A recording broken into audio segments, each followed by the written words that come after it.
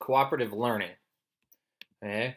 What is it? Well, it's a structured form of group work. Now, it's not just traditional group work, but it is a more structured format utilizing normally teams of about 3 to 6 students.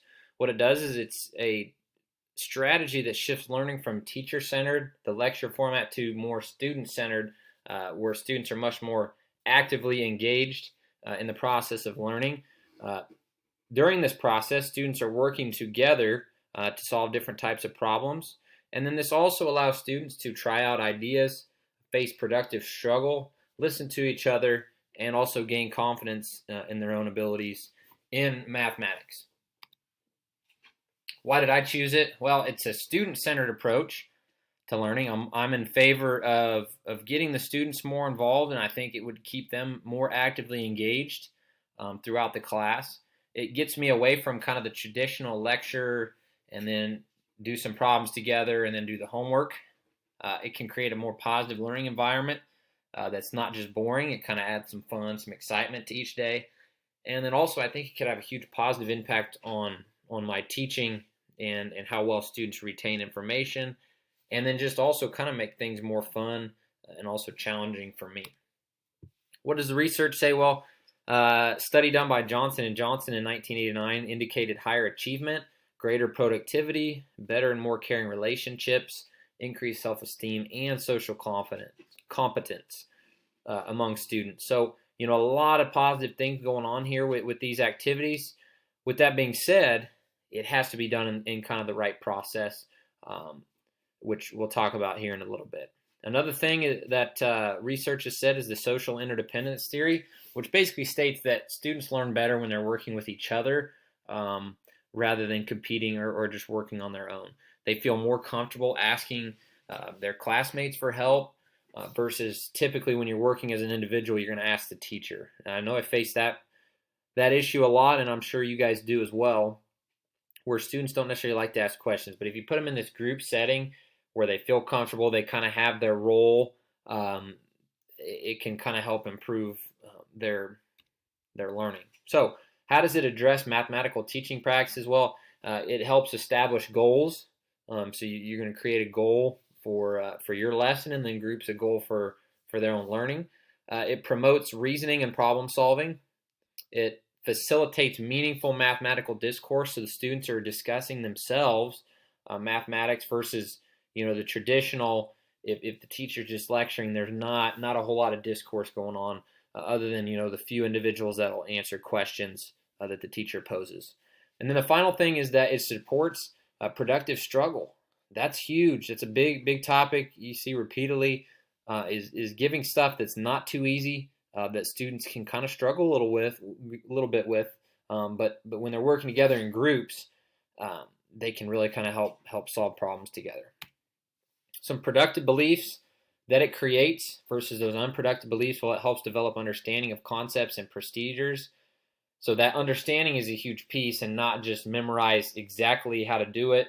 Look at examples and then follow that. It's helping students are having to teach each other. So that's kind of a different form of learning when you have to teach something. And then it gets away from just the drill and kill methods of traditional mathematics classrooms. The teacher's role also changes. Their role is a facilitator and to engage students, and it's not just standing up at the front of the room lecturing, going over a bunch of problems. Students are also actively involved instead of passive. They're engaged, should be the entire time if their groups are staying on task. They are able to kind of be more mindful of what's going on in their own learning as well. And then the final thing is just, again, it gives students that productive struggle and the challenge. You're not just giving them easy problems to kind of boost their confidence. You're giving them, kind of scaffolding them, slowly building and giving them more challenging problems as we go. How am I going to use it? I want to use it frequently, to be honest. If not daily, at some point eventually, once I kind of get it figured out and the ins and outs of it and how it works. I would like to utilize it in my lower level classes, especially as kind of a way to almost replace independent work. My classes at that lower level tend to really struggle with the independent work as far as focusing. They really crave those social interactions. So I think in this guided format that the cooperative learning provides, I think it might help kind of increase some learning, because I really have some students who do not do a lot of work on their own. So I want to explore different strategies and figure out what works best, what I like the most, and just kind of play around with it and figure it out.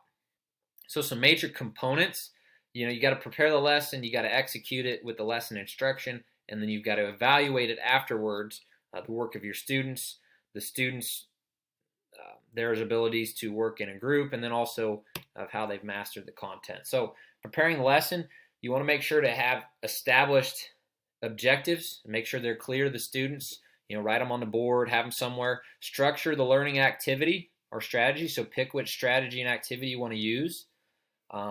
Establish groups, we'll talk about that later. Groups of 4 is preferred and is optimal, but anywhere from 3 to 6. You can utilize home groups that last weeks or units, and then you could also utilize random groups that may only last one day. The roles, though, when you're preparing, you need to make sure you have these set out, what roles you want for each person. So depending on your groups, could alter the roles, but you need to definitely have a team leader, keep someone that keeps everyone on task and holds the members accountable. You want to have a checker, and you don't have to use these exact ones, but somewhere along the lines. So a checker would be someone who makes sure everyone's understanding the material and agrees on the answer. The recorder, you definitely want that one no matter what group you have. Make sure they write down the work for the group. And then it's good to have like a peacemaker, someone who gives praise to people who are chiming in, and then make sure that the group members are all getting along. During the lesson instruction, the actual execution, you want to communicate the objectives and the purpose of the lesson. Present the lesson using direct instruction. So give them some sort of lesson, and it could be only a couple minutes, but give them some sort of foundation before you set them off, at least in something like math, where you're probably going to be going over something new. So give them a little bit of a foundation to kind of get them started, so that they're not just completely on, in la-la land. Make sure, review the roles and responsibilities of each team member. Practice those and teach those roles before you assign them the first time. That is key. A lot of times we get frustrated at kids because we think they're doing it wrong, but maybe they were never actually taught the right way. So this can kind of clean up some of that confusion.